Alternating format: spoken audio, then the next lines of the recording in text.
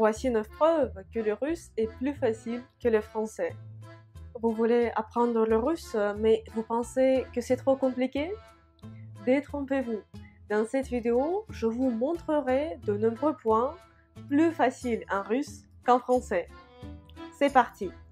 Le russe, contrairement au français, n'a pas d'article défini ni indéfini.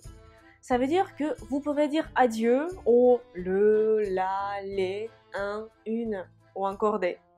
Vous gagnez du temps et simplifiez votre apprentissage en évitant ces petits mots qui peuvent être une grande source de confusion pour les apprenants. Encore une bonne nouvelle. En russe, il n'existe que 3 temps verbaux. Le présent, le passé et le futur. C'est tout, je vous promets. Un seul présent, un seul passé et un seul futur. Pas d'imparfait, pas de plus que parfait, pas de passé simple, ni de futur dans le passé. Encore un point de différence, en russe, il n'y a pas de subjonctif. Il ne faut pas vous creuser la tête pour savoir quand employer le subjonctif et apprendre un tas d'expressions. Avant que je vienne ou après que je vienne. C'est fini, le subjonctif n'existe pas en russe. La prononciation russe est plus simple que vous ne le pensez. La plupart des lettres se prononcent de manière cohérente et il y a moins de sons muets qu'en français. Il n'y a pas par exemple de consonnes qui se prononcent différemment en fonction de leur position dans un mot, comme G, girafe, mais garage, ou le C, coucou, mais cependant. Il n'y a pas non plus de mots pièges comme Bordeaux ou aujourd'hui.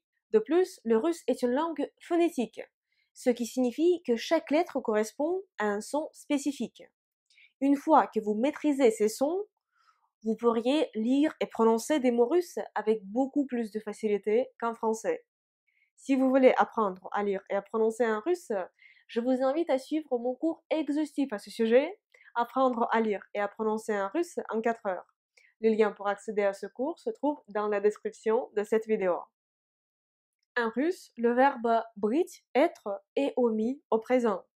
Cela signifie que vous pouvez construire des phrases beaucoup plus simples sans penser à la conjugaison du verbe быть, être.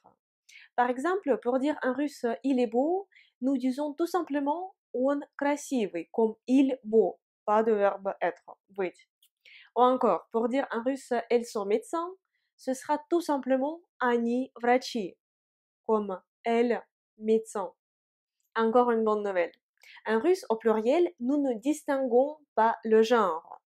Grâce à cela, il ne vous faut pas réfléchir à des accords au féminin, comme par exemple belle femme, mais beaux hommes.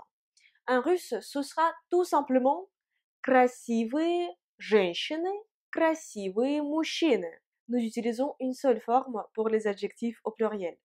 Cela est également valable pour les verbes. Par exemple, elles sont allées au musée et ils sont allés au musée. Donne en russe, они ходили в музей. Они ходили в музей. Они regroupe à la fois elle et il au pluriel. En russe, l'ordre de mots et la structure de phrase est beaucoup plus simple qu'en français. Prenons par exemple la phrase un garçon voit un chat. Nous pouvons dire en russe мальчик видит кошку. Мальчик видит кошку. Ou bien кошку видит мальчик. Кошку видит мальчик. Ou encore видит мальчик кошку. Видит мальчик кошку. Et même видит кошку мальчик. Видит кошку мальчик. Le sens de toutes ces phrases reste le même. Un garçon voit un chat. Vous pouvez souvent changer l'ordre de mots dans une phrase et cela ne va pas changer le sens de cette phrase. La négation en russe est également beaucoup plus simple qu'en français. Au lieu d'utiliser 2 mots comme en français, ne et pas, vous n'avez besoin qu'un seul mot en russe, не, placé devant le mot que vous voulez nier. Cette simplicité permet de construire des phrases négatives rapidement et sans confusion. Par exemple, pour dire en russe je ne parle pas le russe, vous diriez tout simplement я не говорю по-русски. Я не говорю по-русски. Pour dire un russe, ce n'est pas moi qui parle le russe, ce sera не я говорю по-русски. Не я говорю по-русски. Ce n'est pas le russe que je parle, ce sera я говорю не по-русски. Я говорю не по-русски. Facile, n'est-ce pas? Il suffit de déplacer la particule de négation nie et la mettre devant le mot que vous voulez nier. Vous en avez assez de conjuguer de verbes au futur en français? Le russe va vous plaire. Parce qu'en russe, il n'y a pas de conjugaison spécifique pour le futur.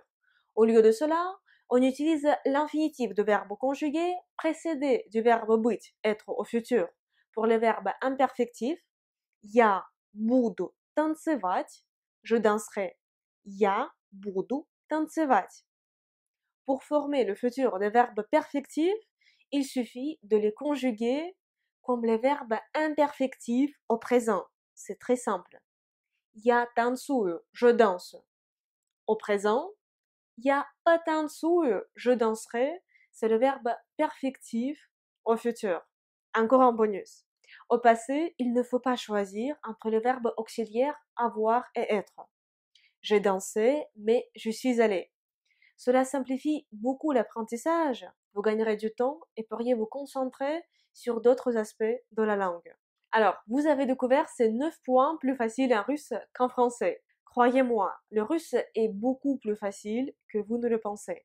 Si vous voulez vous lancer dans l'aventure et apprendre le russe, je vous invite à rejoindre les cours quotidiens de russe. C'est un programme d'apprentissage de russe progressif qui vous permettra de progresser facilement et rapidement en russe en seulement 10 minutes par jour. La nouvelle session commence chaque premier du mois. Le lien pour nous rejoindre se trouve dans la description de cette vidéo. Merci beaucoup d'avoir regardé cette vidéo. J'espère qu'elle vous a plu. Si c'est le cas, mettez s'il vous plaît le pouce en l'air. Abonnez-vous à ma chaîne YouTube si ce n'est pas encore fait. Et suivez-moi sur mes réseaux sociaux. J'espère vous retrouver très bientôt dans une prochaine leçon de russe sur ma chaîne YouTube, sur mes réseaux sociaux ou sur le site de mon école de russe en ligne. Et pour l'instant, je vous dis до свидания, au revoir, en russe.